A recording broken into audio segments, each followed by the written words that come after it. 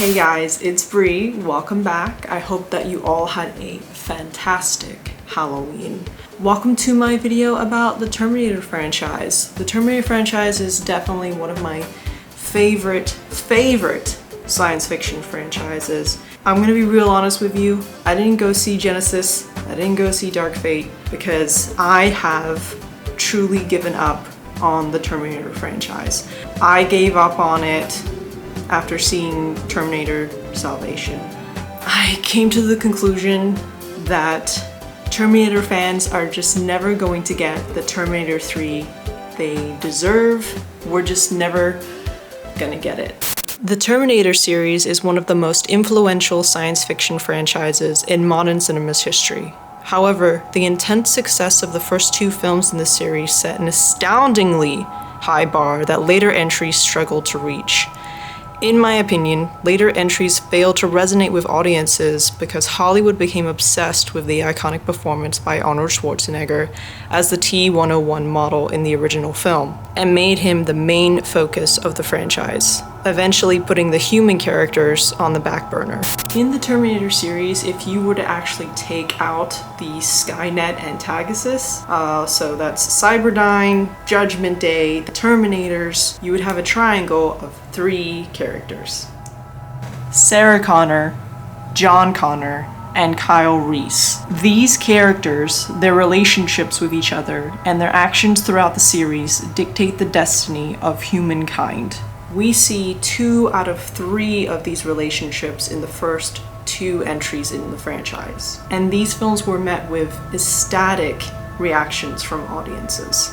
Yet Hollywood decided over and over again to bypass the last part of the story in favor of increasingly more bizarre plot twists. Let's start by looking at the first film and the relationship it explores. Terminator, released in 1984, is about the relationship between Sarah Connor and Kyle Reese.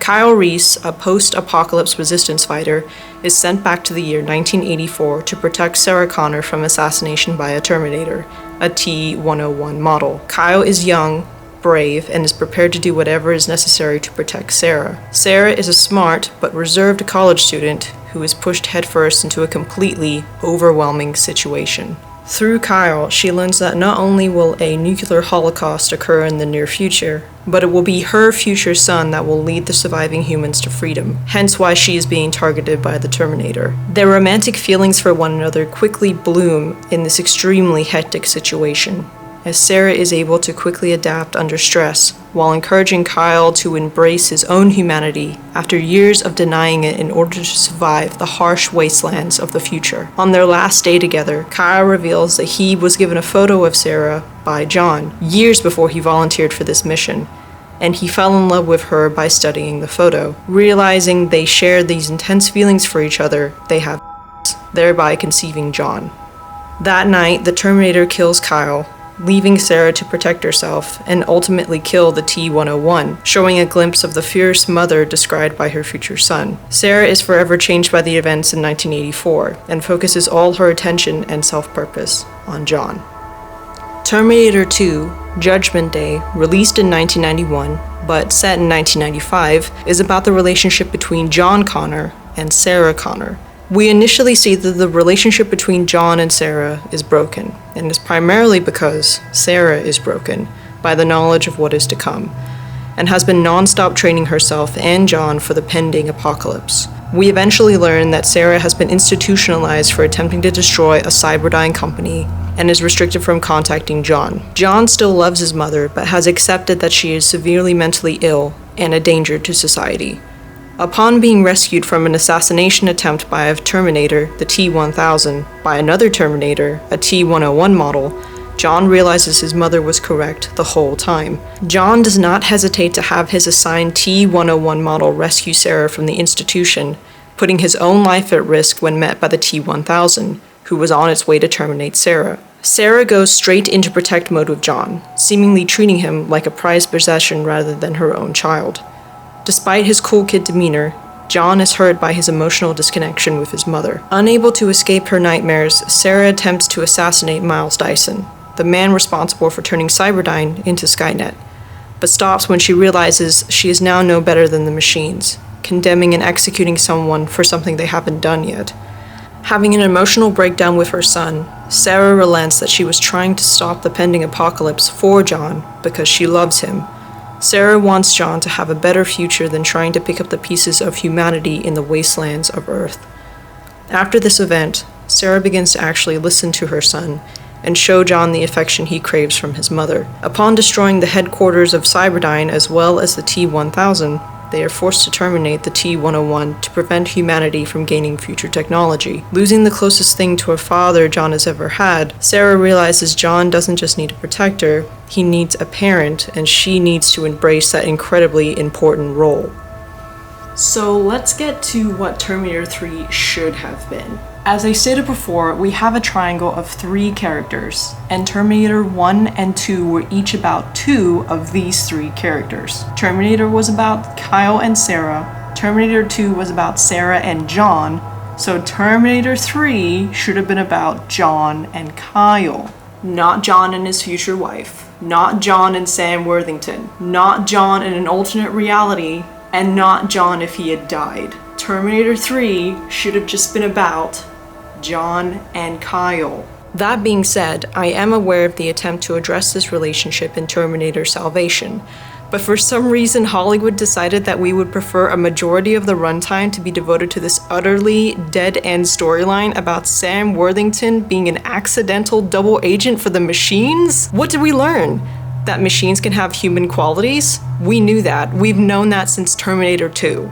I am also aware that the ending of Terminator 2 is somewhat open-ended, with the knowledge that Cyberdyne has been taken down. However, despite Hollywood's effort to rewrite the franchise, Terminator ultimately exists in a strict timeline. So, the Terminator franchise exists in this predestined loop, where fate is inevitable. The event will happen regardless of what you do. And if you try to travel back in time to prevent an event from happening, most likely you will be directly involved in that event occurring. i.e., the machines send a Terminator to kill Sarah in order for John not to be born. Future John sends Kyle to protect Sarah and they conceive John. John would not exist if the machines had not tried to interfere with his birth. And so, in order for John to be born, the war has to start. It's a loop. So if we keep with this predestined loop timeline, Judgment Day happens, and from there, writing the story should be relatively easy because the first 2 movies literally laid out exactly what was going to happen. Kyle was born after the war began. He grew up in the ruins of Earth. He was put into a work camp until John led the resistance that freed them. Kyle became a soldier, and his life, as well as everyone else's, was really hard. They spent their days, or rather nights because they couldn't walk around during the day, starving, running from the machines, and trying to continue their own existence. Kyle eventually became a personal soldier to John, most likely looking up to him as a father figure, and one day John gave Kyle a photo of John's mother, Sarah, not revealing the reasons behind the gift. Kyle studied the photo intensely for the next few years, falling in love with the mother of mankind's savior, wondering what Sarah was thinking at the time. Coincidentally, Sarah was thinking about Kyle. Then it happened. The Resistance got news of the mission to terminate Sarah Connor in 1984, and Kyle volunteered for the mission. John accepted his offer and sent him back. You can make a whole movie out of that. That's a whole movie right there. You can have all the Terminators you want in that story. And just imagine the emotional component potential for that story. John finally gets to meet his dad and get to know his dad, something that he's been dreaming of since he was a child. But all the time, John knows that he is training Kyle for the mission that will eventually kill him. But John also knows that his existence depends upon sacrificing Kyle. And even if you think that being sent back to 1984 was a bit of a reprieve for Kyle, it almost adds insult to the injury. There's a cut scene from Terminator where Kyle breaks down after having a fight with Sarah, eventually confessing it's almost torture to see the world like this, where people roam freely, where there's food readily available, where there's flipping living trees and green stuff everywhere, and he only got to experience it for the 2.5 days he was in 1984. The story has practically written itself, and yet Hollywood cannot commit. They have literally gone every which way except forward with this franchise. And with the abysmal mess that was Terminator Dark Fate, Terminator fans need to just accept it's over. We're never gonna get the last and final film in this franchise that we deserve. They would rather reboot the entire franchise than give us a third film about John and Kyle and just finish that damn loop. That's it. It's done. We're never going to get it.